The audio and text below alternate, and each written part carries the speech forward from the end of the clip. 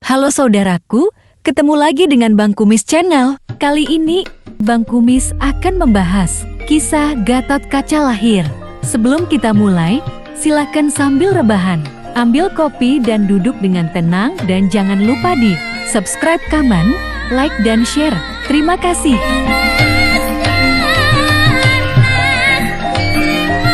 Kisah ini menceritakan lahirnya kesatria gagah perkasa yang namanya terkenal sepanjang masa, yaitu Raden Gatot Kaca putra Raden Bimasena. Juga dikisahkan awal mula bertemunya Raden Arjuna dengan Endang Manuhara yang kelak dari perkawinan mereka lahir seorang putri bernama Endang Pragiwa. Putri inilah yang nantinya menjadi jodoh Raden Gatot Kaca. Prabu Kalaprakona ingin menikahi bidadari Batari Supraba. Tersebutlah seorang raja raksasa bernama Prabu Kalaprakona dari kerajaan Kiskandapura. Pada suatu malam, ia mimpi bertemu bidadari paling cantik di Kahyangan Suralaya, bernama Batari Supraba. Setelah bangun dari mimpinya, Prabu Kalaprakona pun dilanda kasmaran dan ingin menjadikan bidadari tersebut sebagai istrinya. Prabu Kalaprakona segera menyampaikan niatnya kepada Patih Sekiputantra bahwa dirinya akan pergi ke Kahyangan Suralaya untuk melamar Batari Supraba. Patih Sekiputantra berkata bahwa tidak pantas jika rajanya yang berangkat sendiri ke sana. Sebagai menteri utama Kiskandapura, ia menawarkan diri untuk mewakili Prabu Kalaprakona melamar bidadari tersebut kepada Batara Indra. Prabu Kalaprakona setuju dan melepas keberangkatan Patih Sekiputantra. Ia pun berpesan entah bagaimana caranya Patih Sekiputantra harus bisa membawa pulang Batari Supraba, baik dengan cara halus ataupun dengan cara paksa. Demikianlah, Patih Sekiputantra pun berangkat menuju Kahyangan Suralaya dengan didampingi Ditya Abiriwi dan Ditya Urahandana beserta pasukan raksasa secukupnya.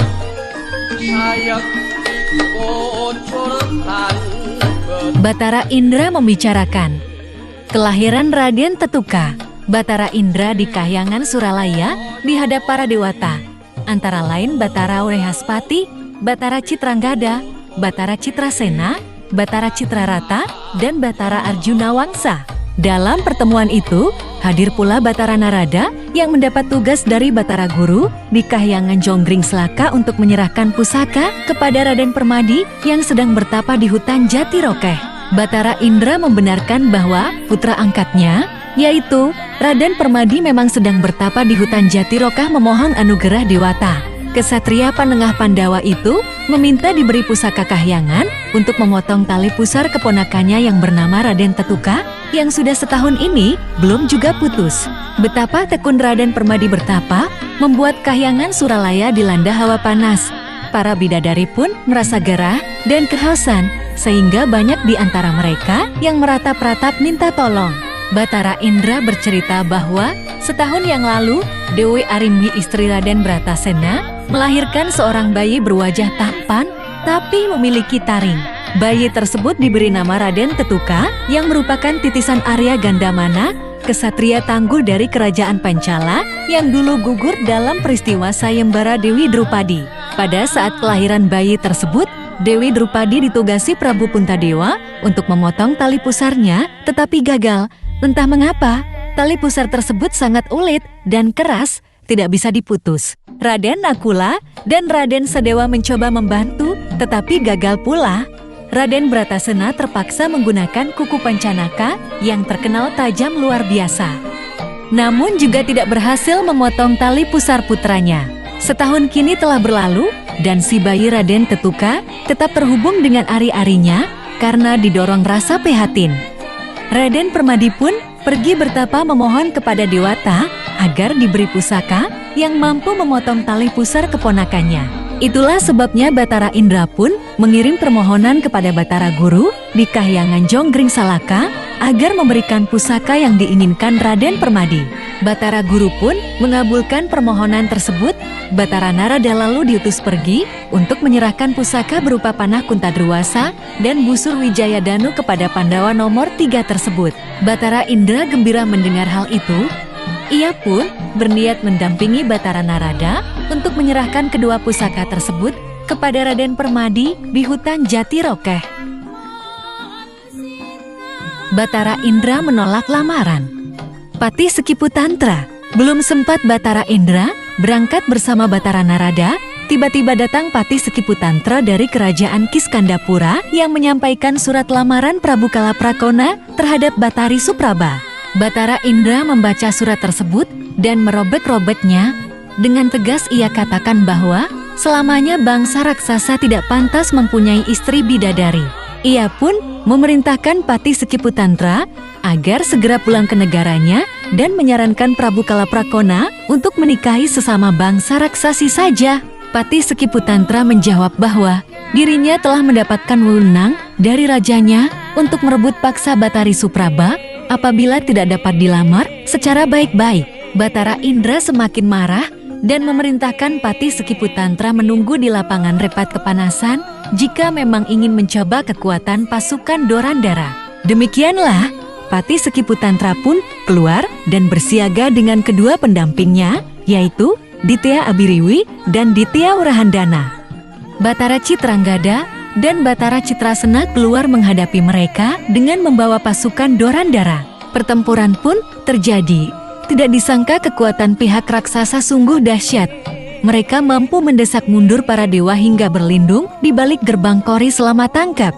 Batara Narada merasa tidak ada waktu lagi untuk menunda-nunda. Ia pun pergi meninggalkan Kahyangan Suralaya untuk pergi menuju hutan di mana Raden Permadi bertapa.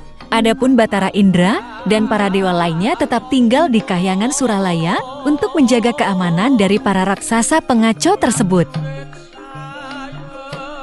Batara Surya membantu Adipati.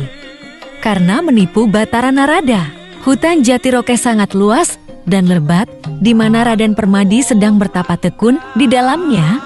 Ternyata di sisi lain hutan ini juga sedang bertapa seorang kesatria sakti, yaitu Adipati Karna dari Awangga. Kedua kesatria tersebut sama-sama bertapa dan saling tidak mengetahui keberadaan satu sama lain. Batara Surya telah mendengar kabar bahwa Batara Narada mendapat tugas dari Batara Guru untuk menganugerahkan pusaka Kuntadruwasa dan Wijayadanu kepada Raden Permadi. Ia pun membangunkan Adipati Karna dan mengajak putranya itu untuk bermuslihat merebut kedua pusaka tersebut agar tidak sampai jatuh ke tangan Raden Permadi. Adipati Karna merasa ikhlas jika memang Dewata lebih memilih adiknya sebagai penerima kedua pusaka itu. Ia pun memutuskan lebih baik pulang saja ke Kadipaten Awangga, tidak perlu meneruskan bertapa. Batara Surya menasihati putranya untuk tidak mudah menyerah. Ia menyarankan agar Adipati Karna merebut kedua pusaka tersebut menggunakan tipu muslihat. Adipati Karna menolak dengan halus, namun karena ayahnya terus-menerus mendesak, ia akhirnya bersedia menjalankan siasat yang disusun Batara Surya. Batara Surya lalu mengerahkan kekuasaannya untuk meredupkan cahaya matahari. Karena suasana tiba-tiba berubah menjadi remang-remang, Batara Narada yang terbang di angkasa pun salah jalan. Ia tersesat tidak dapat membedakan di mana tempat Raden Permadi bertapa, sehingga justru mendatangi Adipati Karna. Batara Narada menyerahkan kedua pusaka kepada Adipati Karna. Saat itu, Adipati Karna bertapa dengan mengenakan busana kesatria, bukan busana raja. Dengan demikian, penampilannya pun sama persis seperti Raden Permadi. Sesuai rencana, Adipati Karna pun berpura-pura bahwa dirinya adalah Raden Permadi. Batara Narada lalu menjelaskan bahwa Kuntadruwasa adalah panah yang sangat ampuh dan sama ampuhnya dengan panah Guhya Wijaya milik Prabu Sri Rama di zaman kuno. Kunta sendiri bermakna tombak, sedangkan Druwasa bermakna kilatan yang maha kuasa. Adipati Karna pun mengamat-amati panah Kuntadruwasa yang memang berukuran panjang seperti tombak dan berkilat-kilat memancarkan cahaya. Batara Narada menjelaskan bagaimana cara menggunakan Kuntadruwasa yang panjang seperti tombak. Tentu tidak dapat ditembakkan menggunakan busur biasa. Oleh sebab itu, menembakkan Kuntadruwasa harus menggunakan busur pusaka pula yang bernama Wijayadanu. Adapun kata Wijaya bermakna kemenangan, sedangkan Danu bermakna busur. Kuntadruwasa dan Wijayadanu adalah satu kesatuan yang tidak dapat dipisahkan. Adipati Karna berterima kasih atas kebaikan Batara Narada, sehingga dirinya kini bisa mengimbangi kesaktian Raden Permadi yang memiliki busur pusaka Gandiwa yang didapatkannya dari Sayembara Dewi Drupadi dulu. Batara Narada heran mendengar Raden Permadi di hadapannya berbicara tentang Raden Permadi. Akhirnya, ia pun sadar bahwa dirinya telah salah menyerahkan pusaka kesatria yang sejak tadi diajaknya bicara ternyata bukan Raden Permadi, melainkan Adipati Karna yang memang keduanya berwajah mirip. Batara Narada pun meminta Adipati Karna untuk mengembalikan Kuntadruwasa dan Wijayadanu kepada dirinya agar bisa diserahkan kepada Raden Permadi yang lebih berhak. Adipati Karna menolak karena itu justru mencoreng nama baik Dewata. Orang akan menuduh Dewata sebagai kaum yang pelin-pelan, suka mengubah-ubah keputusan.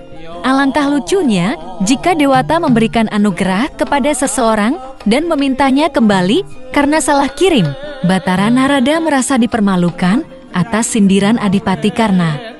Ia pun melesat pergi meninggalkan tempat itu untuk pergi mencari di mana Raden Permadi yang sesungguhnya berada.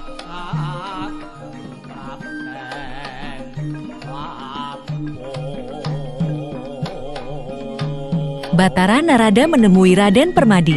Batara Narada menelusuri hutan Jatirokeh dan menemukan Raden Permadi sedang bertapa di bawah pohon besar.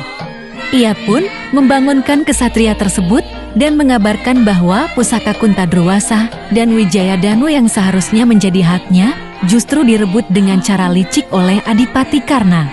Raden Permadi menjawab ikhlas jika memang Adipati Karna memperoleh kedua pusaka tersebut. Bukankah dulu Batara Narada sendiri yang memperkenalkan mereka berdua sebagai adik dan kakak beda ayah? Yaitu saat peristiwa alap-alapan Dewi Sotikanti. Lagi pula yang diinginkan Raden Permadi bukan panah dan busur, melainkan kayu kastuba mulia untuk memotong tali pusar keponakannya. Raden Permadi bercerita bahwa Raden Tetuka sejak lahir hingga sekarang berusia 1 tahun belum terpisah dengan ari-arinya. Tali pusar milik Raden Tetuka sangat ulet dan kuat. Tidak dapat dipotong menggunakan segala jenis senjata. Menurut petunjuk Bagawan Abhyasa di Padepokan Saptarga, tali pusar Raden Tetuka hanya bisa dipotong menggunakan kayu kastuba mulia yang tumbuh di kahyangan. Itulah sebabnya Raden Permadi pun bertapa memohon Dewata agar menganugerahkan kayu jenis tersebut kepadanya. Batara Narada menjawab bahwa ini sungguh kebetulan karena warangka yang membungkus ujung panah Kuntadruwasa terbuat dari kayu kastuba mulia. Mendengar itu, Raden Permadi langsung mohon pamit mengejar Adipati Karna. Raden Permadi merebut warangka panah Kuntadruwasa. Raden Permadi mengerahkan aji sipi angin dan berhasil mengejar Adipati Karna yang mengendarai kereta Jatisura. Adipati Karna pun turun dari kereta dan menyambut adiknya itu. Raden Permadi berterus terang bahwa kedatangannya adalah untuk meminta warangka pembungkus panah Kuntadruwasa. Adipati Karna menjawab bahwa ia tidak dapat menyerahkan warangka tersebut karena sangat tidak mungkin jika panah pusakanya tidak memiliki pembungkus. Panah Kuntadruwasa dan warangkanya adalah satu kesatuan yang tidak dapat dipisahkan. Raden Permadi pun menjelaskan bahwa warangka panah Kuntadruwasa terbuat dari kayu kastuba mulia dan benda ini dapat digunakan untuk memotong tali pusar Raden Tetuka, putra Raden Bratasena. Raden Permadi memohon Adipati Karna agar sudi mengasihani nasib Raden Tetuka yang masih terhitung keponakannya. Adipati Karna menjawab tidak peduli. Ia masih ingat bagaimana Raden Bratasena dengan kasar dan tanpa tata krama pernah menghina dirinya di depan orang banyak. Dulu saat peristiwa pendadaran murid-murid Sekalima, Raden Bratasena itulah yang paling lantang menghina dirinya sebagai anak kusir. Jika kini Raden Bratasena memiliki anak cacat, maka itu adalah karma buruk yang harus ia terima. Raden Permadi hilang kesabaran. Ia pun menyerang Adipati Karna untuk merebut warangka panah Kuntadruwasa dengan kekerasan. Kedua kesatria itu lalu bertarung seru. Di antara mereka tidak terlihat siapa yang menang ataupun kalah. Adipati Karna akhirnya memasang Kuntadruwasa pada busur Wijayadanu untuk mengancam lawan. Namun, Ia sengaja tidak melepas warangka pembungkus ujung panah pusaka tersebut karena memang tidak berniat membunuh Raden Permadi, melainkan hanya menakut-nakuti adiknya saja. Raden Permadi bukannya takut, tetapi justru menerjang maju merampas panah Kuntadewasa. Adipati Karna pun menarik panah pusakanya mundur, sedangkan Raden Permadi menggenggam warangkanya. Akibatnya, kedua benda itu pun berpisah. Adipati Karna tetap mendapatkan panah Kuntadewasa dan busur Wijayadanu, sedangkan Raden Permadi mendapatkan warangka pembungkusnya saja. Adipati Karna lalu pergi memacu kereta Jatisura, sementara itu Batara Narada datang menemui Raden Permadi. Ia mengatakan mungkin memang sudah takdir bahwa Kuntadewasa dan Wijayadanu harus menjadi milik Adipati Karna. Namun, ia meyakinkan Raden Permadi bahwa warangka pusaka tersebut benar-benar terbuat dari kayu kastuba mulia yang dapat digunakan untuk memotong tali pusar Raden Tetuka. Setelah berkata demikian, Batara Narada berniat kembali ke Kahyangan Suralaya untuk membantu Batara Indra menghadapi para pengacau dari kerajaan Kiskandapura yang dipimpin Patih Sekiputantra. Raden Permadi prihatin mendengar berita itu. Ia pun berjanji setelah memotong tali pusar Raden Tetuka, maka dirinya akan menyusul pergi ke Kahyangan Suralaya untuk ikut berperang membantu para dewa. Batara Narada senang mendengarnya dan berharap Raden Permadi dapat segera menumpas para raksasa. Raden Permadi memotong tali pusar Raden Tetuka. Raden Permadi telah tiba di Kesatrian Jodipati, yaitu tempat tinggal Raden Bratasena di Kerajaan Amarta. Tampak si bayi Raden Tetuka digendong ibunya, yaitu Dewi Arimbi. Hadir pula di tempat itu Prabu Puntadewa, Prabu Kresna, Prabu Baladewa, serta si kembar Raden Nakula dan Raden Sadewa. Raden Permadi melaporkan hasil pertapaannya, di mana ia berhasil mendapatkan kayu kastuba mulia dalam bentuk warangka pembungkus panah Kuntadewasa, menurut keterangan dari Batara Narada. Warangka tersebut mampu digunakan untuk memotong tali pusar Raden Tetuka. Raden Bratasena pun mengizinkan Raden Permadi untuk mencoba. Raden Permadi lalu maju dan mengiris tali pusar Raden Tetuka. Sungguh ajaib, tali pusar tersebut langsung putus terkena kayu kastuba mulia. Padahal selama ini tidak ada senjata tajam yang mampu memotongnya. Dan yang lebih ajaib lagi, warangka kayu tersebut langsung musnah dan bersatu di dalam tubuh si bayi. Raden Bratasena marah-marah mengira telah terjadi sesuatu yang buruk pada putranya. Prabu Kresna segera menasihati sepupunya itu agar bersabar warangka kayu kastuba mulia tidak mencelakai Raden Tetuka. Tetapi justru menjadi penambah kekuatannya. Hanya saja, Raden Tetuka jangan sampai bertarung melawan pemilik pusaka Kuntadewasa, karena itu akan menjadi penyebab kematiannya. Pusaka Kuntadewasa bisa jadi akan memburu Raden Tetuka untuk bersatu kembali dengan warangkanya. Setelah Raden Bratasena tenang kembali, Raden Permadi pun mohon pamit pergi ke Kahyangan Suralaya untuk membantu kesulitan yang dihadapi Batara Indra. Raden Permadi menjadi jago Kahyangan. Raden Permadi ditemani para panakawan telah sampai di Kahyangan Suralaya, di mana ia langsung bertarung menghadapi pasukan raksasa yang mengepung para dewa. Satu persatu para raksasa itu tewas bergelimpangan terkena panah-panah yang dilepaskan sang panengah Pandawa. Ditya Abiriwi dan Ditya Urahandana maju menyerang Raden Permadi. Kedua senapati raksasa itu sangat sakti dan kuat, namun tidak berdaya menghadapi Pandawa nomor 3 tersebut. Akhirnya, mereka pun tewas pula dengan kepala terpenggal oleh panah Raden Permadi. Patih Sekiputantra maju menghadapi Raden Permadi. Pertarungan sengit pun terjadi di antara mereka. Kali ini giliran Raden Permadi yang terdesak. Patih Sekiputantra mengerahkan aji gelap sayuta yang membuat tubuh Raden Permadi terlempar jauh sejauh-jauhnya. Melihat sang majikan terlempar, para panakawan Kiai Semar, Nalagareng, Petruk, dan Bagong pun segera pergi mencari kemana jatuhnya Raden Permadi. Raden Permadi ditemukan Endang Manuhara. Tersebutlah seorang pendeta tua bernama Resi Sidikwacana di Padepokan Andong Sumawi. Ia memiliki seorang putri bernama Endang Manuhara yang cantik jelita. Si gadis bercerita bahwa tadi malam dirinya mimpi bertemu dengan seorang kesatria tampan rupawan bernama Raden Permadi. Ingin sekali Endang Manuhara mengabdi pada kesatria tersebut. Sungguh pucuk dicinta ulam tiba, Raden Permadi yang dimimpikan Endang Manuhara tiba-tiba melayang jatuh dari angkasa dan dapat ditangkap oleh Resi Sidikwacana. Kesatria tampan itu tampak pingsan dan menderita luka-luka. Endang Manuhara gembira bercampur prihatin melihatnya. Ia pun meminta kepada sang ayah untuk mengobati luka-luka Raden Permadi hingga sembuh. Resi Sidikwacana yang berwatak melas asih pun mengabulkan keinginan putri tunggalnya itu. Ia lalu menggendong tubuh Raden Permadi yang masih pingsan dan membawanya masuk ke dalam padepokan Andong Sumawi. Bersama dengan putrinya, mereka pun bersama-sama merawat luka-luka Raden Permadi hingga pulih seperti sedia kala.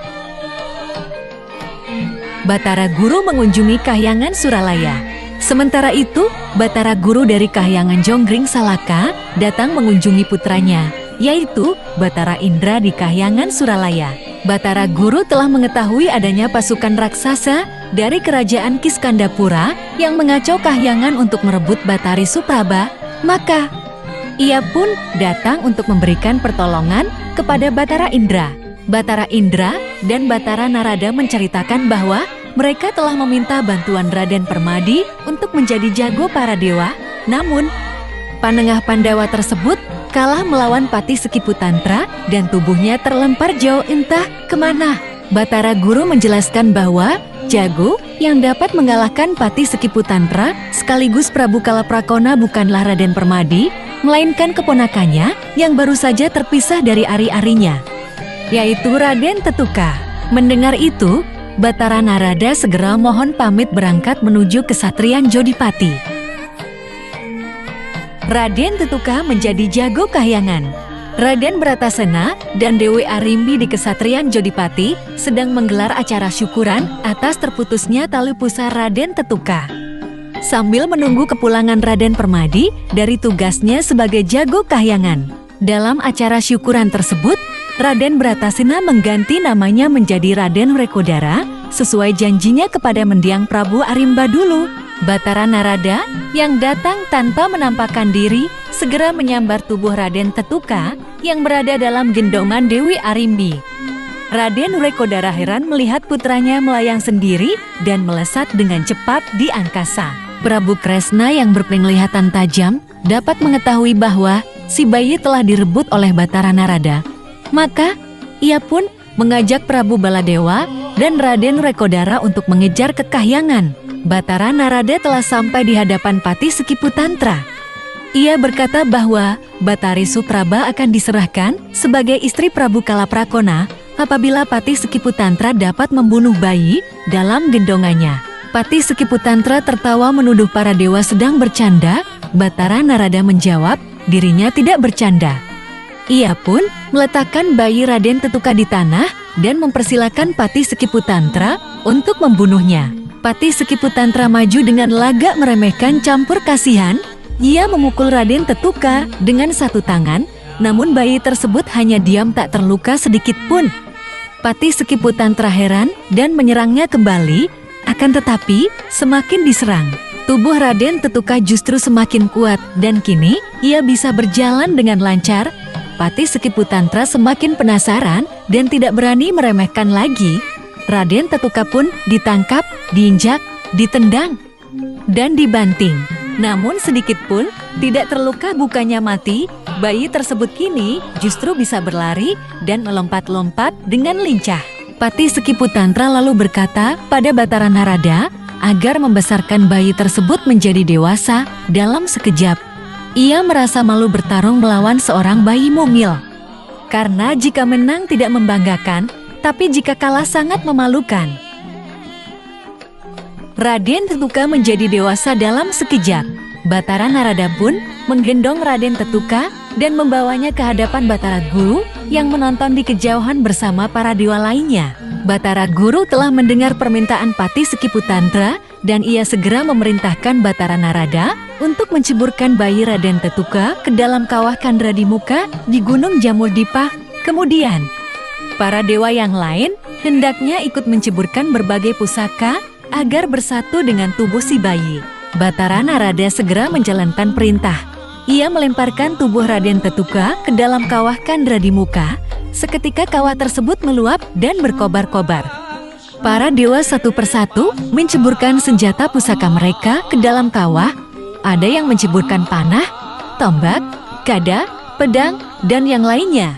Api pun menyala berkobar-kobar pada permukaan kawah Kandradimuka. Tidak lama kemudian muncul seorang pemuda berbadan gagah yang keluar ke permukaan. Demikianlah, Raden Tetuka kini telah tumbuh menjadi dewasa dalam waktu singkat. Berbagai senjata pusaka yang dilempar para dewa tadi telah menyatu ke dalam tubuhnya, membuat dirinya bertambah kuat serta perkasa. Batara Guru menyambut kedatangan Raden Tetuka dan memberinya nama baru, yaitu Raden Gatotkaca. Gatut berasal dari kata gatot yang artinya ulet, sedangkan kaca maksudnya adalah cermin. Maka, nama Gatotkaca mengandung makna manusia yang ulet dan perkasa sebagai cermin teladan bagi kaum muda. Para dewa yang lain memuji keindahan nama baru Raden Tetuka. Mereka pun bergantian memberikan restu kemenangan terhadap pemuda tersebut. Patih Sekiputantra tewas digigit Raden Gatotkaca. Aden Gatotkaca kini maju ke medan laga menghadapi Patih Sekiputantra untuk melanjutkan pertandingan. Patih Sekiputantra merasa senang dan kini ia tidak perlu segan lagi membunuh lawan. Keduanya lalu bertarung dengan disaksikan para dewa. Mereka bertanding seru, saling pukul dan saling tendang. Apapun yang dilakukan Patih Sekiputantra pasti ditirukan oleh Raden Gatotkaca. Patih Sekiputantra lama-lama merasa terdesak.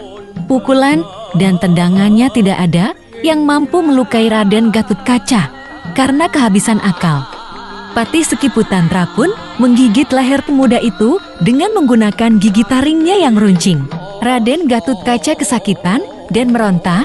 Begitu lolos ia ganti menggigit leher Patih Sekiputantra. Sungguh keras gigitan tersebut hingga membuat Patih Sekiputantra tewas dengan leher hampir putus. Pada saat itulah Prabu Kresna, Prabu Baladewa, dan Raden Wrekodara tiba di Kahyangan Suralaya. Batara Narada menyambut mereka dan memperkenalkan Raden Gatotkaca adalah putra Raden Wrekodara sendiri, yaitu Raden Tetuka yang kini telah tumbuh dewasa dalam waktu singkat. Raden Wrekodara sangat senang bercampur haru. Ia pun memeluk putranya itu dengan penuh rasa bangga. Prabu Kresna merasa risih melihat cara bertarung Raden Gatotkaca yang menggigit musuh seperti bangsa raksasa.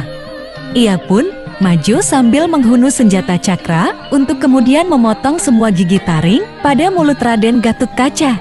Kini tanpa gigi taring, Raden Gatotkaca terlihat tampan dan gagah sempurna.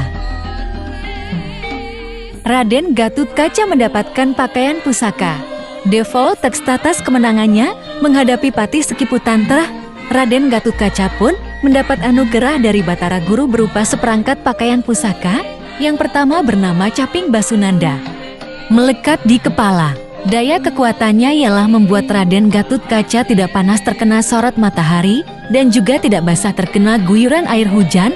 Busana yang kedua bernama Kotang Antara Kusuma yang melekat di dada. Daya kekuatannya ialah membuat Raden Gatotkaca mampu terbang di angkasa, bergerak secepat kilat, dan menerjang sedahsyat guntur. Kotang Antara Kusuma juga membuat dada Raden Gatotkaca bersinar terang, namun tidak menyilaukan. Busana yang terakhir bernama Kasut pada Kacarma yang melekat di kedua kaki. Daya kekuatannya ialah membuat Raden Gatotkaca mampu terbang di atas tempat sangar dan angker tanpa harus takut jatuh atau terkena balak oleh daya gaib tempat tersebut. Adapun Kasut pada Kacarma ini tercipta dari selongsong bekas kulit Batara Anantaboga. Daya kekuatannya ialah membuat Raden Gatotkaca mampu terbang di atas tempat sangar dan angker tanpa harus takut jatuh atau terkena balak oleh daya gaib tempat tersebut. Adapun Kasut pada Kacarma ini tercipta dari selongsong bekas kulit Batara Anantaboga. Tiba-tiba terdengar suara raksasa mengamuk berteriak-teriak meratapi kematian Patih Sekiputantra. Ternyata raksasa yang baru datang itu adalah Prabu Kalapracona yang menyusul ke Suralaya karena tidak sabar ingin segera menikahi Batari Supraba. Melihat pasukannya telah tertumpas, ia pun mengamuk merusak bangunan Kahyangan. Kematian Prabu Kalapracona. Batara Guru segera memerintahkan Raden Gatotkaca untuk menghadapi Raja Raksasa dari Kiskandapura tersebut. Raden Gatotkaca mohon restu, kemudian maju melaksanakan perintah. Ia melesat terbang di angkasa, kemudian menerjang Prabu Kalapracona. Sang Raja Raksasa pun menyambutnya dengan garang. Mereka lalu terlibat pertarungan yang sangat seru satu sama lain. Patih Kalapracona heran melihat lawannya seorang pemuda gagah, namun memiliki kekuatan layaknya seorang raksasa. Tubuhnya olet dan keras, bagaikan memiliki otot kawat, tulang besi, dan kulit tembaga. Prabu Kalapracona lama-lama merasa terdesak. Pemuda yang menjadi lawannya itu terbang mengitarinya dengan cepat dan berkali-kali mendaratkan tendangan di wajahnya. Raden Gatotkaca teringat dirinya kini tidak lagi memiliki taring sebagai senjata, maka ia pun mendarat di pundak Prabu Kalapracona untuk mengakhiri nyawa Raja Raksasa tersebut. Kedua tangannya lalu bekerja dengan cekatan. Satu menjambak, satunya lagi menarik dagu, sedangkan kedua kakinya menjejak pundak lawan. Dalam sekejap kepala Prabu Kalapracona pun terlepas dari tubuhnya. Batara Guru menjanjikan hadiah untuk Raden Gatotkaca. Para dewa dan bidadari bersorak-sorak memuji kemenangan Raden Gatotkaca. Batara Guru tampak sangat bangga melihat kehebatan putra Raden Wrekodara tersebut. Devoltex karena terlalu bangga, ia pun mengumumkan bahwa kelak Raden Gatotkaca akan dijadikan sebagai Raja Kahyangan selama 1 hari. Para dewa lainnya terkejut, namun kemudian ikut bersaksi atas janji Batara Guru itu. Raden Wrekodara lalu bertanya, di mana kini adiknya berada. Batara Guru menceritakan bahwa Raden Permadi terlempar oleh kesaktian Patih Sekiputantra dan tubuhnya melayang hingga jatuh di Padepokan Andong Sumawi. Raden Wrekodara tidak perlu khawatir karena Raden Permadi saat ini berada dalam perawatan pemimpin padepokan tersebut yang bernama Resi Sidikwacana. Batara Guru juga meramalkan kelak putri Resi Sidikwacana yang bernama Endang Manuhara akan menjadi istri Raden Permadi. Dan dari perkawinan itu akan lahir seorang anak perempuan yang setelah dewasa menjadi jodoh Raden Gatotkaca. Raden Wrekodara lega mendengarnya. Ia lalu mohon pamit kepada para dewa untuk membawa Raden Gatotkaca pulang kembali ke Kesatrian Jodipati bersama-sama dengan Prabu Kresna dan Prabu Baladewa. Kisah lahirnya Raden Tetuka terdapat dalam Serat Pustaka Raja Purwa, yang menurut Raden Ngabehi Ranggawarsita terjadi pada tahun Surya Sengkala 703 yang ditandai dengan sengkalan Uninga Barakaneng Pandhita, atau tahun Kandra Sengkala 724 yang ditandai dengan sengkalan Catur Nembah Ingresi. Adapun kisah Raden Tetuka diubah dewasa menjadi Raden Gatotkaca terjadi pada tahun Surya Sengkala 704 yang ditandai dengan sengkalan Catur Sutaninggresi, atau tahun Kandra Sengkala 725 yang ditandai dengan sengkalan Rekasan Mesat Imwukir. Prabu Kalapracona dalam Serat Pustaka Raja Purwa disebut dengan nama Prabu Purasana, sedangkan Patih Sekiputantra disebut dengan nama Patih Kasipumantra. Adapun dari perkawinan Raden Permadi dan Endang Manuhara kelak mendapat anak perempuan bernama Endang Pregiwa yang menjadi jodoh Raden Gatotkaca. Demikian sebuah cerita tentang lahirnya Gatotkaca. Semoga kalian berkesan. Dan sampai jumpa di video cerita wayang yang lainnya. Salam Bang Kumis nih.